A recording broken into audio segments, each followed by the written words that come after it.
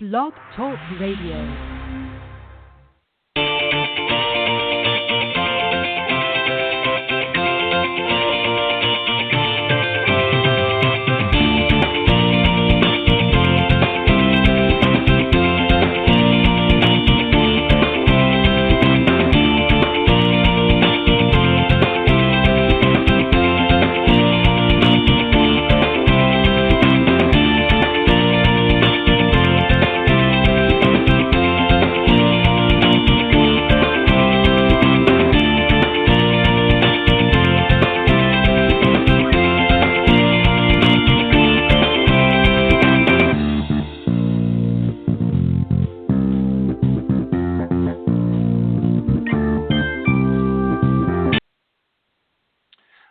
All right, good morning, everybody, and welcome to the Women of Golf Show. I'm Ted Odorico, and right alongside, I'm very happy to welcome back my good friend and LPGA professional, Legends Tour player, Cindy Miller, and we are the hosts of the Women of Golf Show, and we're very happy to be here with you this Tuesday morning. Good morning, Cindy, and welcome back.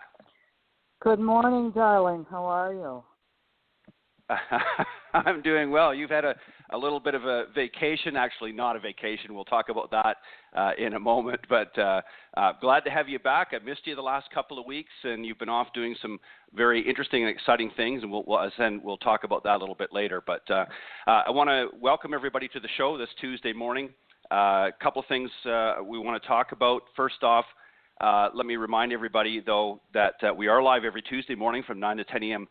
Eastern Standard Time here on the blogtalkradio.com network. And, of course, the best way to find us is to go to blogtalkradio.com and just type in Women of Golf, up in the search key, and you'll be front and center there during the live broadcast. But for some reason, if you can't join us live, just go to that link and scroll down to the on-demand section. And, of course, all of the shows, even though they are live on Tuesday mornings, are auto-recorded so you can listen to them when it's convenient for you.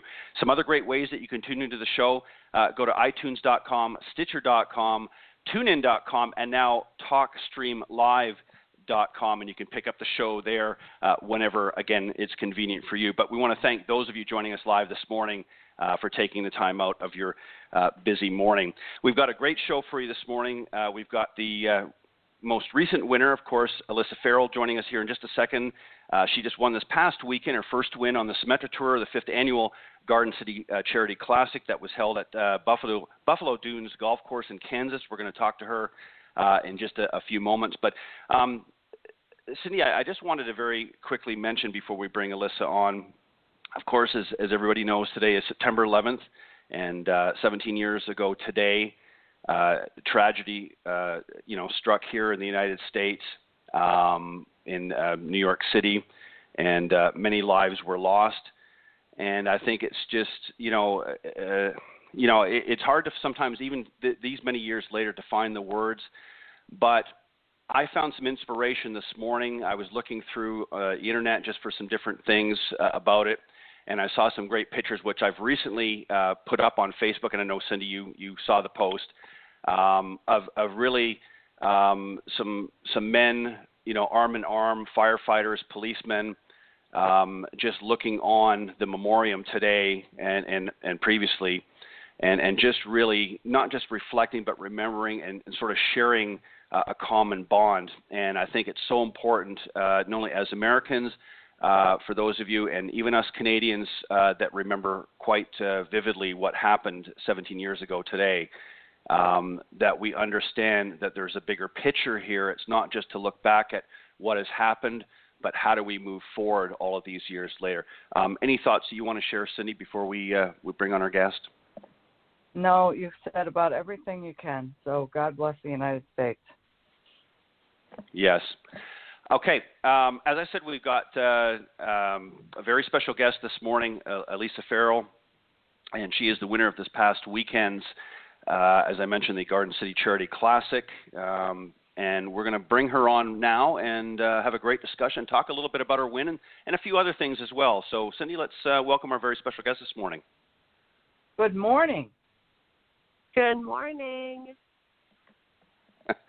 Well, congratulations, Allyssa, and on your first win on the Symetra Tour, and for joining us this morning here on the Women of Golf Show.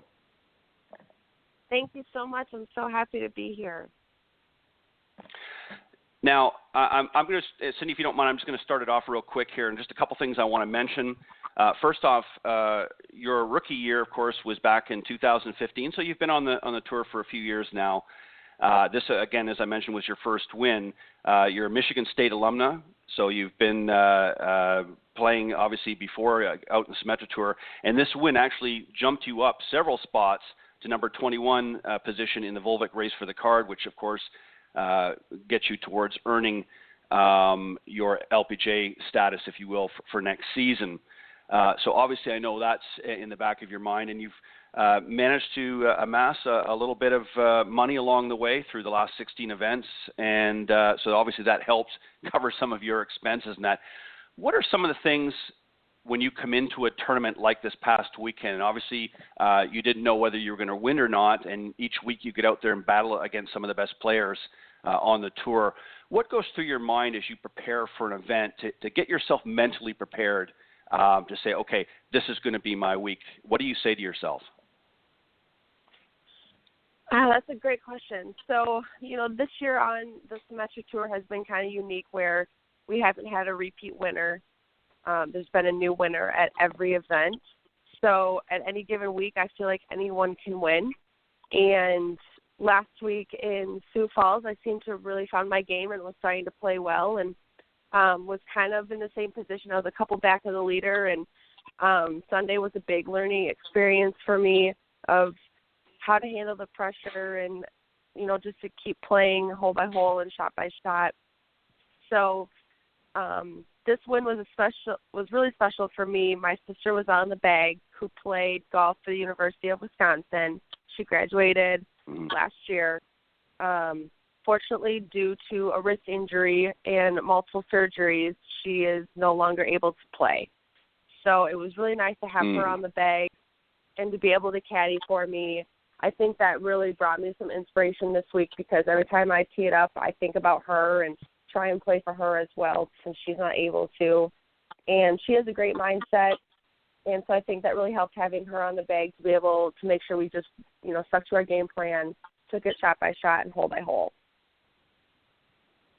Well said. Wow, that's Cindy, go ahead. So let's talk a little bit more about handling the pressure, having your sister on the bag, all the scenarios that played out on Sunday, because we all know that we can't try to win.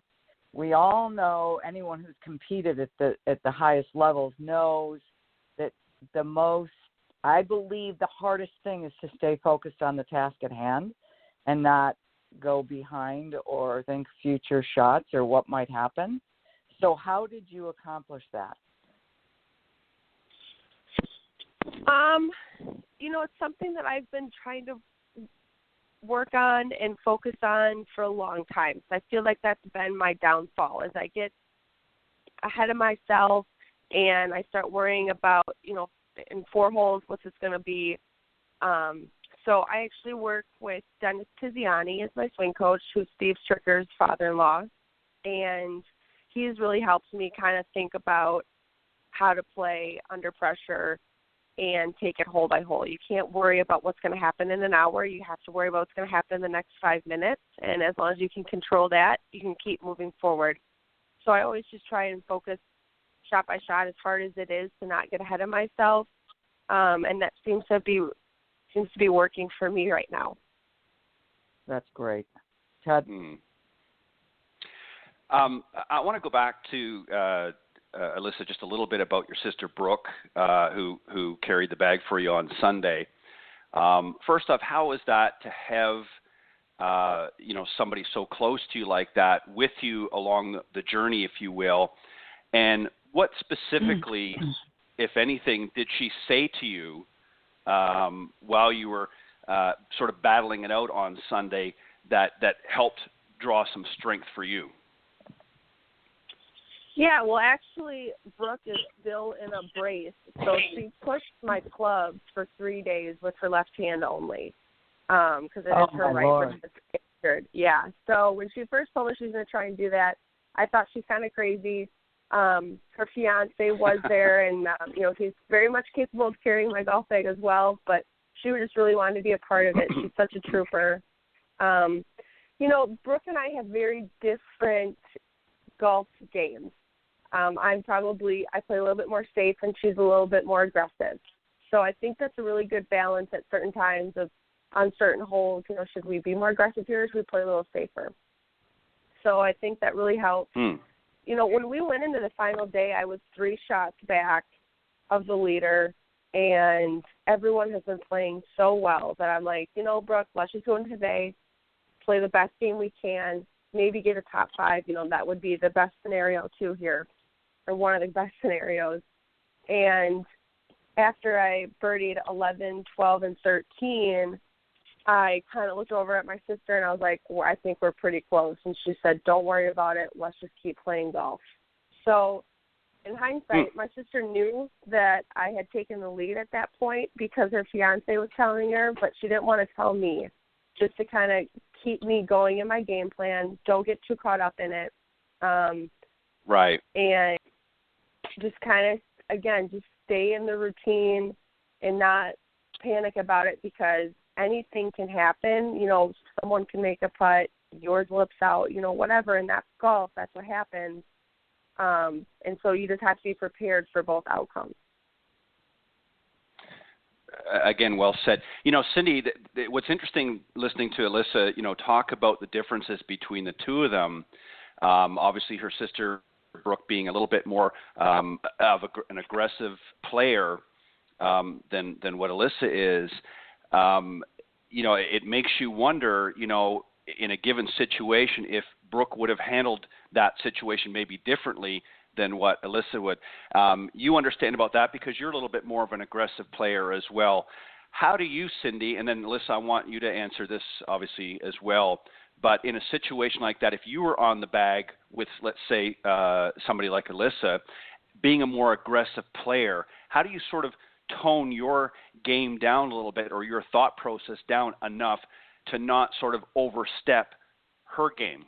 What are your thoughts there, Cindy? And then Allyssa, I'd like you to answer that. I'm not sure I totally understand what you're saying. Tell me again.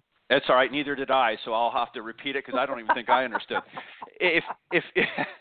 And that's certainly not a first here on the Women of Golf show, Allyssa. So welcome to the club, Cindy. No, what I'm asking is, if you're an aggressive player or a more assertive player out on the golf course, and you're on the bag for somebody that's a more conservative player, you're going to see situations that you may have handled it differently. You may take a more aggressive route as opposed to the player.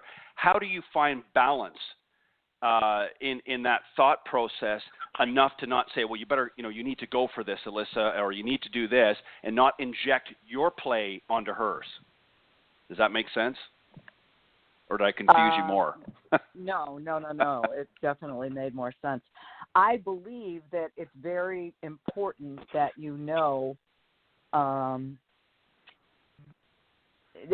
so she and her sister have grown up together, so they realize and understand their differences. If you don't understand those differences and you're caddying for someone, let's say a father is caddying for his daughter, and the daughter's pretty, chill and wants to protect and play safe, and the father's real aggressive, the father could freak the child out. Does that make sense? Mm-hmm.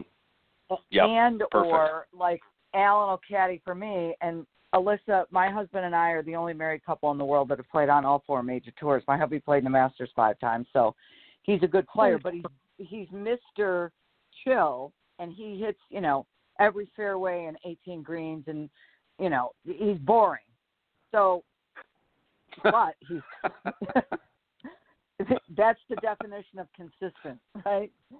And that's why he's a life member past champion of the PGA Tour.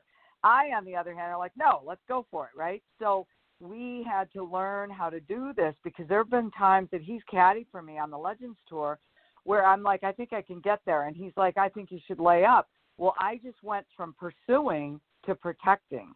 And I think you need to be very careful of that. And sometimes when I look back, I wanted to kill him at the time, even though he was right.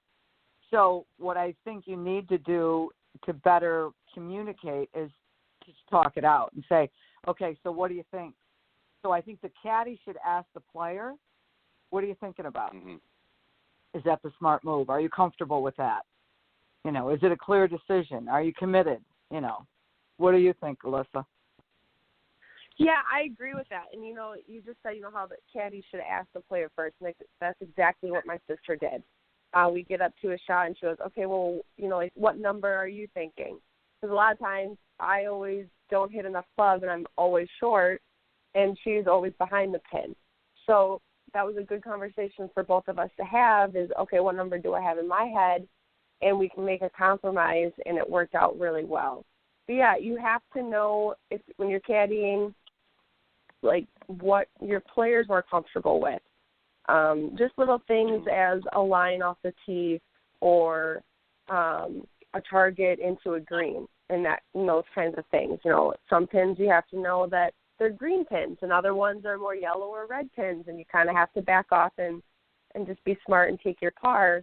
So, yeah, but I think it all depends on, who your caddy is. And like you said, my sister and I grew up playing together, so we do understand that we're different. And so, it's funny when I used to caddy for her, I was trying to always back her off a little bit, like, let's not go right at that pin. Let's maybe play a little safe. So it was a lot of fun to kind of see both perspectives over the weekend. That's great. That's, too bad she can't go with you this week. What's that? I don't know. It's too bad she can't stay on the bag.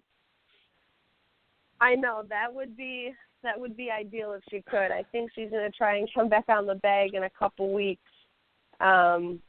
in Alabama when we're there for another fun weekend. So, but yeah, unfortunately, her life has to go on without just being a Symetra Tour caddy right now. So, can you tell us, are you exempt for all these qualifying schools? What's the story there? So, as of right now, 11 through 30 on the money list at the end of the season are qualified for Q Series. I'm hoping to stay in the top 30 and go to Q Series. When I started this process, just even a month or so ago, I was 91 on the money list. Good so for you. I've made a huge jump, and, everyone wants to get to Q Series. It's so hard to get there now. They've changed so many things, but I think we're going to get quality players out of Q Series as well. I agree. I think it's probably a good thing. Yeah, I remember Zach Sapan.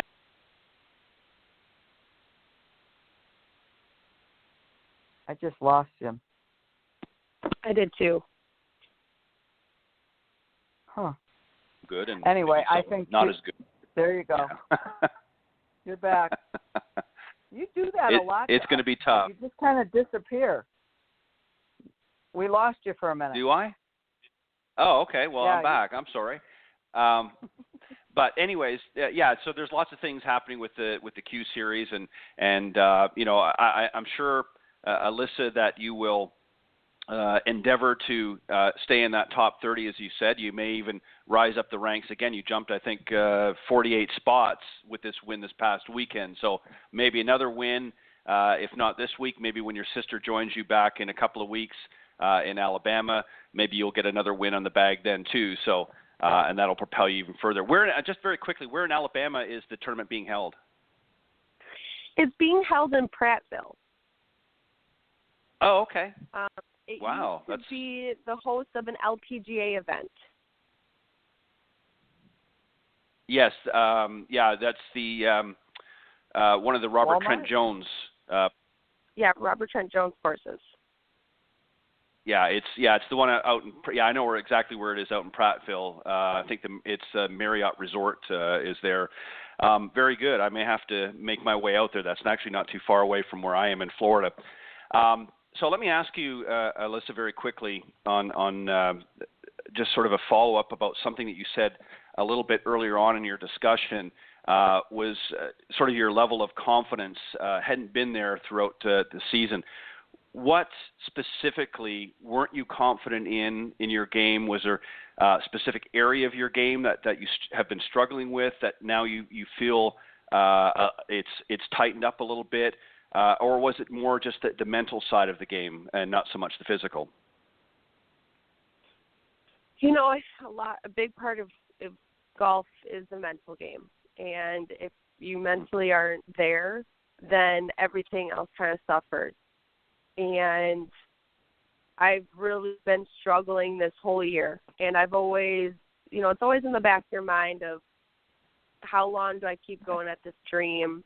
And, you know, when do I have to let it go?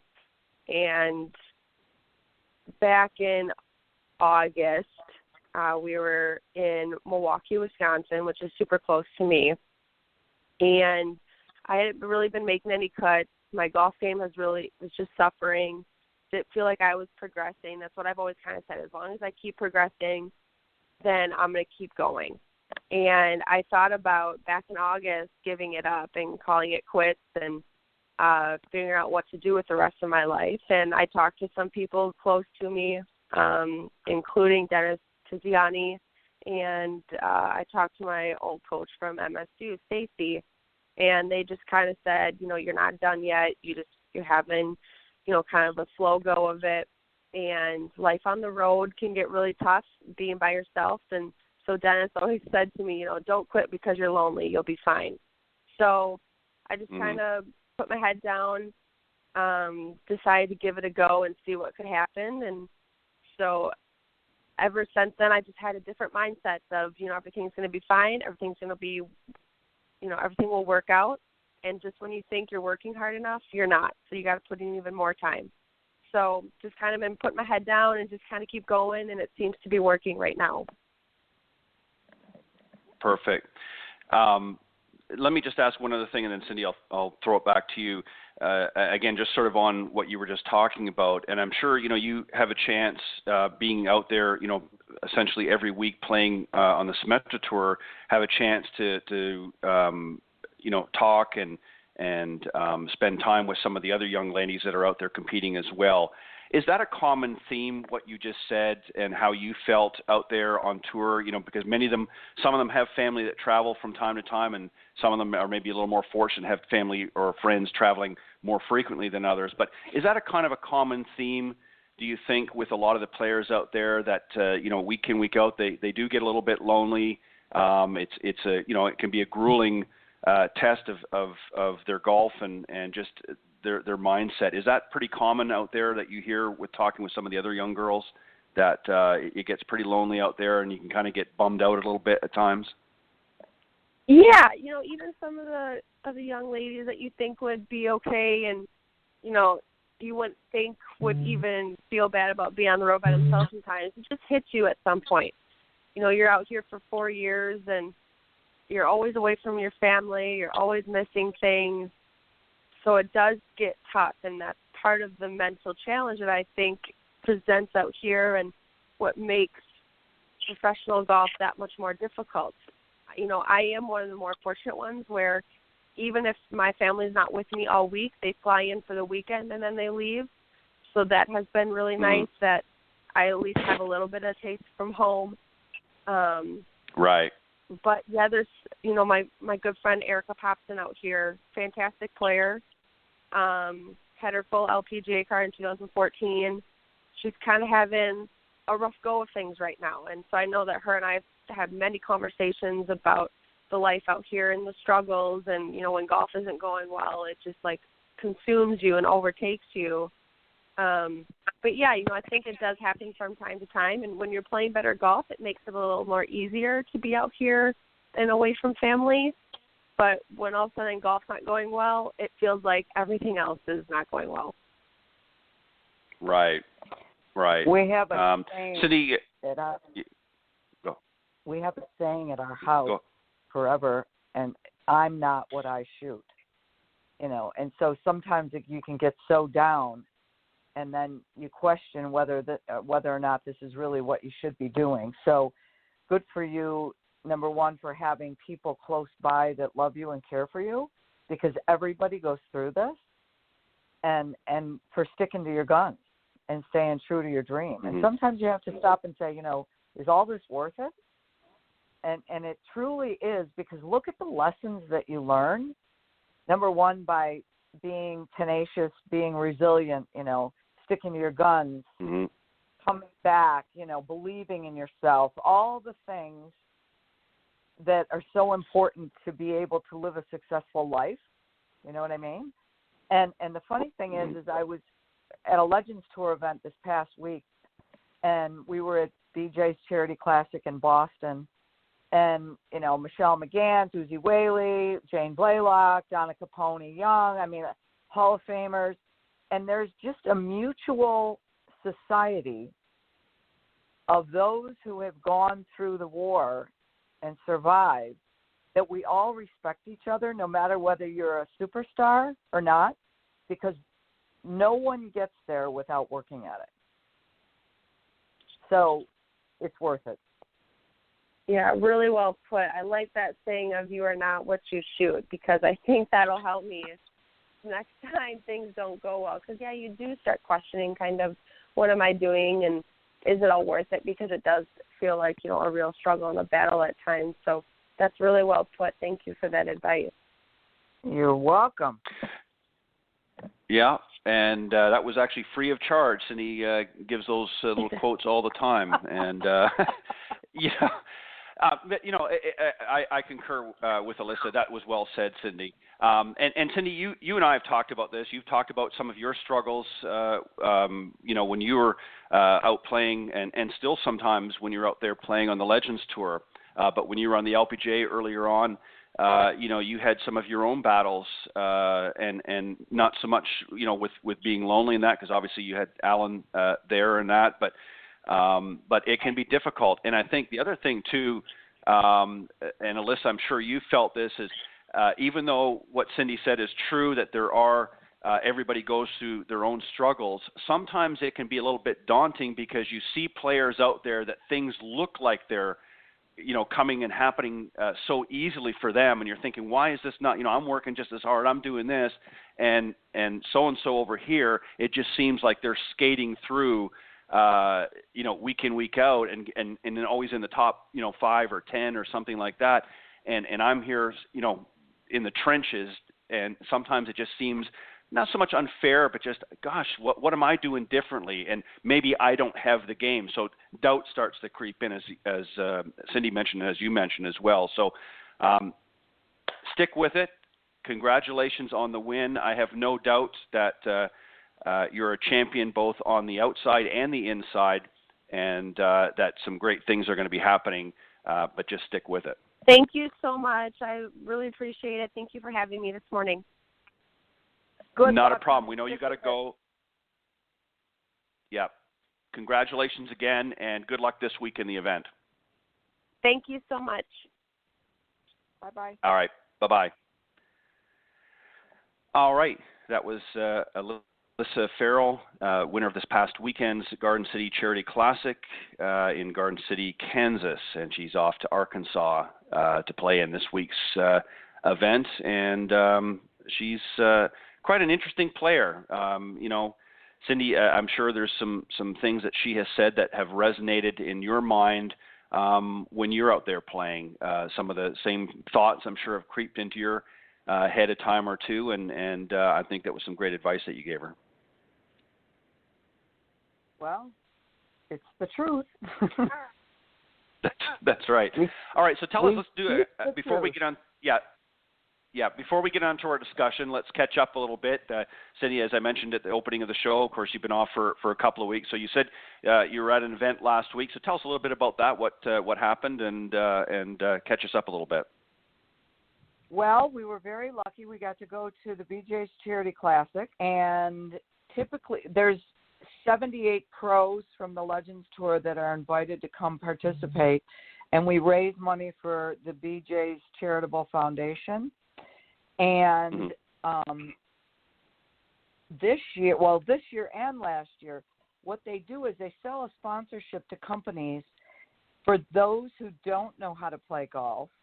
And Alan and I and 4 other golf pros got to teach a lot of these corporate people how to play golf. So that was really fun. So I did not play in the Pro-Am. Alan and I taught the corporate clinic, which was very good. We each had 4 students. We had a lot of fun, and we were grateful for the opportunity. Very good. Now, the week before that, you were doing something as well, as I recall, and I forget now what it was. What were you doing the week before? That was the LPGA National Championship. And tell us about that. Well, I don't do heat very well. And it was like 95 degrees at Pinehurst. So the first day I was really sick. I thought I was going to have to withdraw. The second day, a friend of mine gave me some pills, some salt pills, and I think that's the only thing that saved me, to be honest with you. Yes. And then I went and got Pedialyte, and I drank a whole bottle of Pedialyte, which was disgusting, but I wanted to live. And so I made the cut by 2 shots, and then I worked on my swing. I made the cut, and then I went and practiced, and I got, I'm again, as you know, we always talk about it, I'm trying to delete my left of left shots, and I think I'm getting closer. So I missed making money by 1, but I broke 80 a couple times, which was a good thing, and I'm not dead yet. So I'm very excited. Yep. I am now an alternate to get into the French Lick event, but I am going to drive out there to try to qualify. And then in 2 weeks, I'm going to have to take another day off, or I'm going to have to talk while we're at the summit. We've got a regional summit for the LPGA in Savannah, and there's a Pro-Am and a Pro-Pro, and Malia Falque and I are going to kick butt at the Savannah Swing. So lots of stuff is going on, Ted. Very good. Well, I'm glad that you didn't melt at Pinehurst and that you managed to survive. And I know that's a difficult thing to do sometimes when you're out in this heat. People don't realize, especially when you get down here into some of the southern states, it can get pretty darn hot. Let me tell you from personal experience. So I'm glad that somebody was able to reach out and give you a hand, if you will, and feeling a little bit better. And just very quickly, next week, which I believe is I believe the 18th of September, we have a great will be next week. Yes, we actually have 2 great guests next week, Debbie Whitkus and Marilyn Smith, of course, one of the legends of the LPGA, one of the original founders. So they're going to be coming on talking about obviously golf, but Marilyn's upcoming tournament in October, charity event. So we're going to be talking about that. So very, very excited about having the 2 of them on. So you can't have next week off, but if you need the week after or a couple of weeks down the road, that's fine. But next week you need to be here because I think it's going to be a great show. I'm going to be there. So perfect. All right, so I've actually talked about what we're going to talk about right now, and we're just going to sort of do some broad strokes, if you will, across it. I've actually had this discussion for the last couple of weeks on my other program, Golf Talk Live, on the Coach's Corner. And there's some things in here that I wanted to specifically talk with you about. And I'm talking about, just so everybody gets on the same page here, recently I came across the National Golf Foundation. They issue an annual golf industry report. And, of course, this is the report for 2018. And it's based on information that they've compiled from the golf industry from 2017. So this is actually stats and information from last year. But it's very, very interesting. And this is one that we talked about here recently on not this show, but on my other show with the panel. And I wanted to get your thoughts on this as well. And I'm going to read this out very quickly, and then I'm going to get you to respond to what you think about it. It talks about it starts off with a question here: is how many golfers can break 100? And in the game of golf, of course, around 5% of players are able to break below 80 consistently. Around another 20% break between 80 and 90, while 25% can break 100 consistently. So this leaves, based on those stats, 50% of active golfers out there that do not have the ability to break 100 consistently, and that's, again, as of 2017. What are your thoughts on, and again, I want you to let me preface this a little bit first, Cindy, that these are stats that they've compiled. I haven't verified all this, but they seem to be pretty accurate. What do you think about the stats in itself? And what do you think, if anything, as an industry that we need to change to maybe get those numbers, a little bit better than what they are? What are your thoughts, first off, on the report, that part of the report, and what do you think that as an industry, is there anything that we can do differently than we're already doing? As an industry, I don't think so. I think Top Golf. So here's the catch: we need people to play golf, and yes,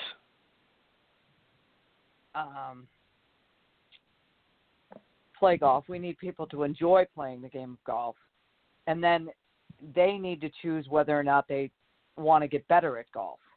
So I believe time is of the essence for most people. Anybody that works and has children, they don't have the freedom to make choices to go play golf whenever they want to. They have other responsibilities. I believe that anybody can break 100 if they put their mind to it. The catch is, do they have the time and the resources to put their mind to it to be able to break 100? So breaking 100, you have to work at the game. And that's what we were just talking about with Allyssa. No one is exempt from practicing and getting better. I mean, some people have more talent than others. And like you were saying, it appears that, life is easy for them. Trust me, it will bite them. No. I mean, look at Tiger. We thought, this guy's got it made in the shade. Well, he's only been practicing since he was 2, and his father, made him do it. So it's not always, the grass is not always greener on the other side. So as an industry, we need to make the game fun. We need to make it play faster. We need to bring people in. How good they get at it is up to them. And we can't control that, I don't believe. I think we could teach them better and make it easier, but how are you going to change all the teachers? You're not. And I believe that, it's way too left brain. Yeah. Given that, I'm grateful that a lot of people teach left brain because that gives me more business. Right. Right. Well said. It's interesting you mentioned Top Golf, and I want to read out the next little bit from this report because it does reference them there, and it's very interesting. And again, I certainly haven't verified the numbers or statistics that are being reported here, but I would tend to agree that they're probably fairly accurate. But this talks a little bit more about the golf's participation base, that it remains pretty stable with an estimated 23.8 million people who played golf on a golf course in 2017 as the same previous year, which, of course, 2016. Then they're also indicating here another 8.3 million played exclusively off course at facilities like Top Golf, driving ranges, or indoor simulators, putting the game's overall participation pool at more than 32 million. Now, I do have a little bit of a difficulty with that 32 million because I'm sure out of that 8.3 million, some of those people are playing on course as well. So that number I'm not too confident in. But it does raise a question that here you've got roughly 8.5 million people, Cindy, who are playing or attending somewhere like Top Golf or a driving range or whatever.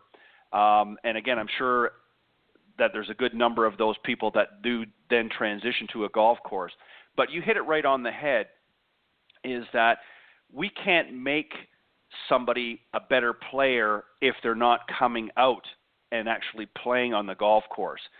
So how do we take that number, that 8 or 9 million people that are going to an off-course facility, to get them out there and actually playing the game and committed to playing not just the game itself, but learning to hone their skills a little bit better? What do we need to do to take that, or is there anything we can do? I don't know. I think, again, I believe that short courses are an avenue we could take.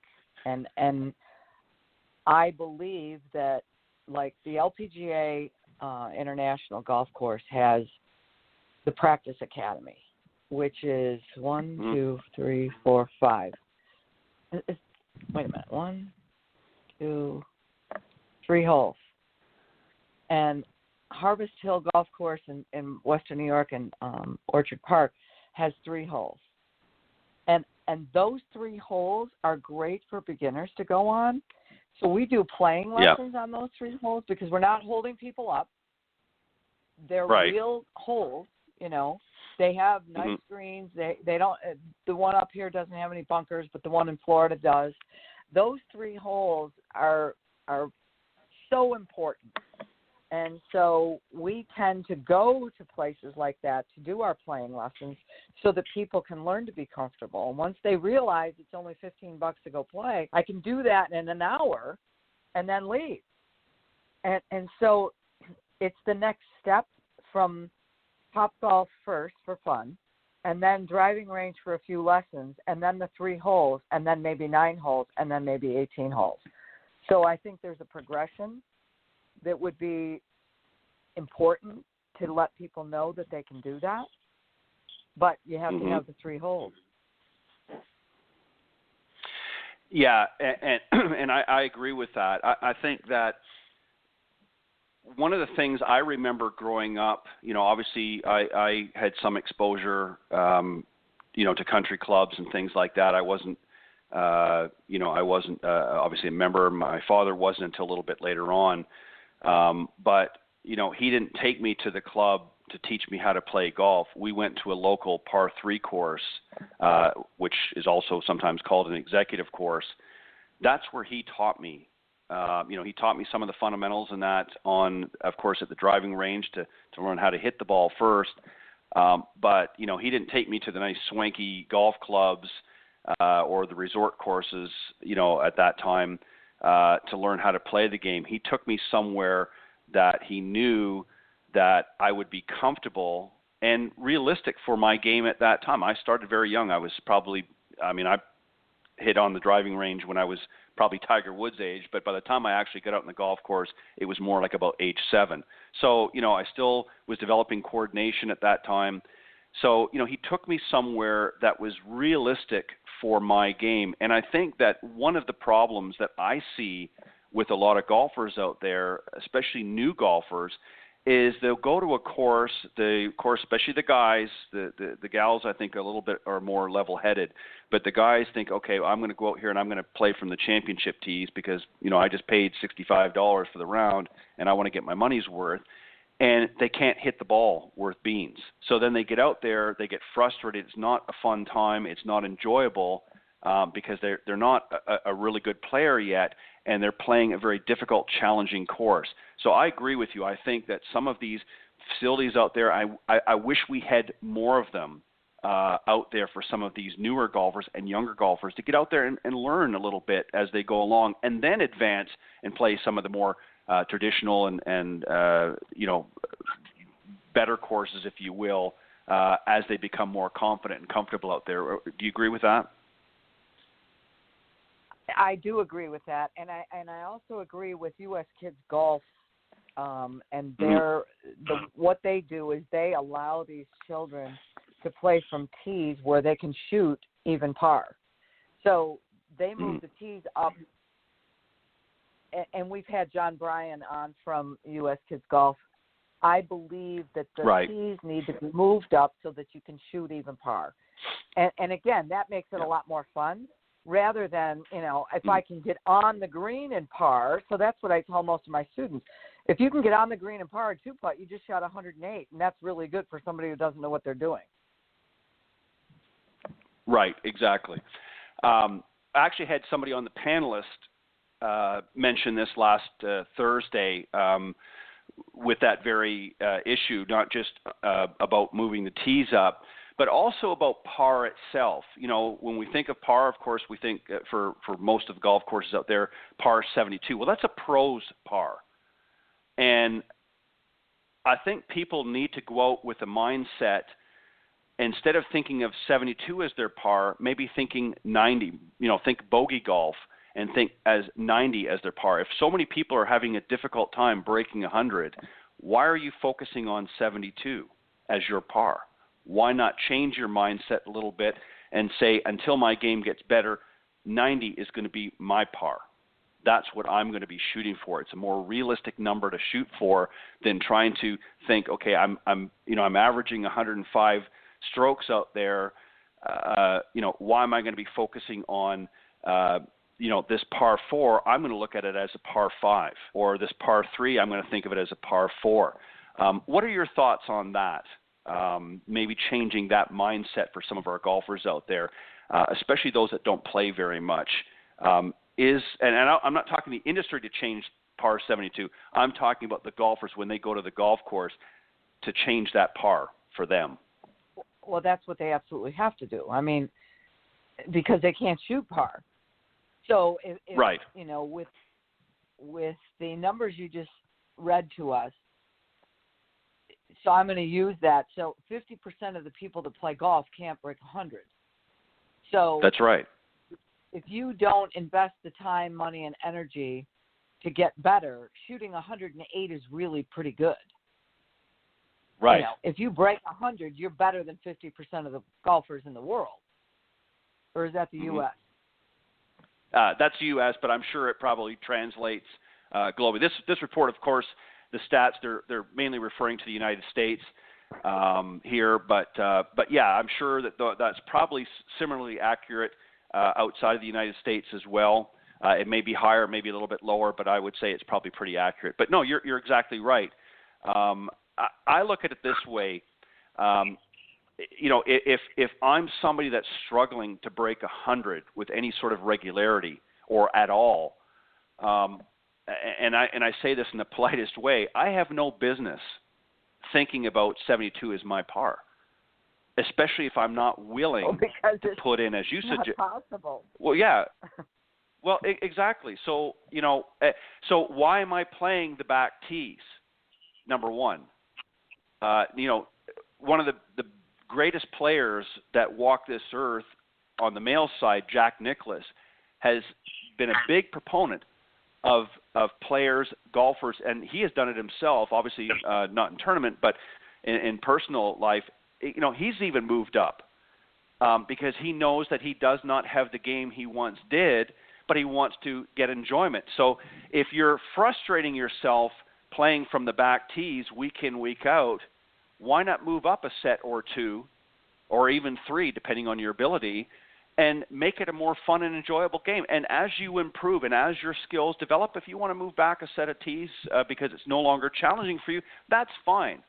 But don't start at, going out to a course that's, 7,200 yards and playing the full Monty, if you will, if you can't hit the ball worth beans. It just doesn't make any sense.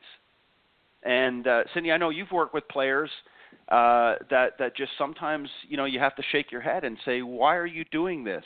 Because it's not helping you. It's actually hurting you because it's creating a mindset of, I can't do this. What do you think? Right. I totally agree. All right? Yeah. Can you hear I want to me? move on yes, to. I totally agree. Yeah. Oh, yeah. I can hear you. I can hear you fine. I want to move on very quickly because I know we're getting close to our time. Just another segment. I'm going to put the two of them together. But newcomers to golf are increasingly diverse. And this is very interesting stats as well. 35% are female, which I think you and I would agree with. Another 26% are non-Caucasian, which means we're getting a much more diverse playing field. And 70%, this is a very interesting one, and this is newcomers to golf, 70% are under the age of 35. And I just want to add one more in there. Say that again. 70% are under the age of 35. Now, this is newcomers to golf. Wow. Of the newcomers, 70% are under the age of 35. Now, I want to throw one other stat in here, and then we'll wrap up our discussion with this.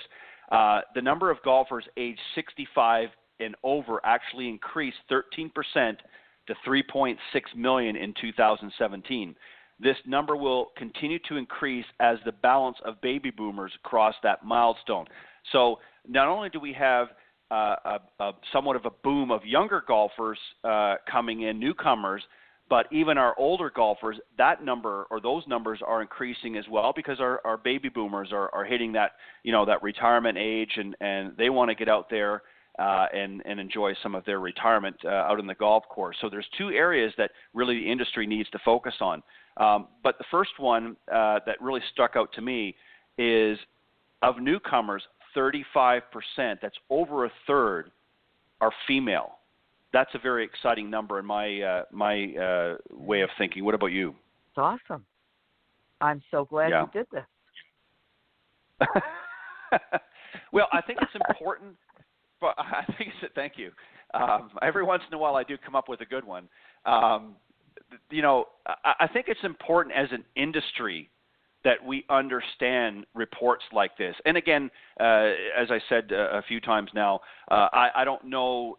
And I'm not guaranteeing that it's 100% accurate, but I think it's pretty close. But this tells me where, as an industry, we need to be focusing our efforts and where maybe we're falling short. The other number that jumps out as well, or one of the other numbers, is the fact that 26% are non-Caucasian, which means others out there of different diversities and different backgrounds are taking an interest in this game. And obviously we have to thank people like, of course, Tiger Woods. What was interesting very quickly, Cindy, was some of the last young ladies that I've had the pleasure of interviewing on my own here while you were away, but actually credited Tiger Woods for drawing them to the golf game, some of the winners off the Symetra Tour. So, he has had a big impact, and both of them were non-Caucasian. So, he has obviously had a global reach, not just for young men, but obviously young women as well, saying, hey, this is something maybe I'd like to do. So that's an exciting number as well. And I'm also excited about the baby boomers out there that are, those numbers are increasing, and they want to go out. Now, some of them maybe have been playing for a little while, and their games, have sort of fallen into a rhythm. But that doesn't mean that they couldn't use some help and work as well. So that's an important stat, I think, as well for the industry to take note. What do you think of some of what I just said? What do you think of the fact that we are getting a much more diverse pool, and also some of our aging population is coming back to the game or continuing on with the game?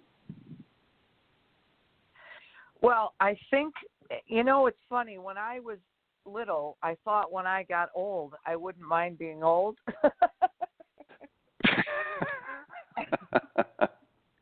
And that wasn't true. So I believe that the game is great for everyone from, and no matter what your age is. You can learn to play and get better and have fun and blah, blah, blah, blah, blah.